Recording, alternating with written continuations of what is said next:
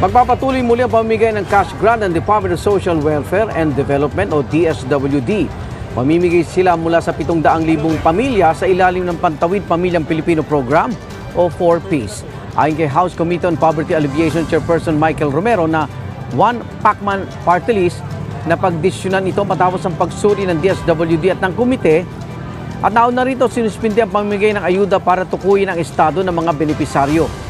Retroactive ang makuhang cash grant ng mga benepisaryo, ibig sabihin kasama rito yung perang dapat na naibigay sa kanila noong mga nakaraang buwan.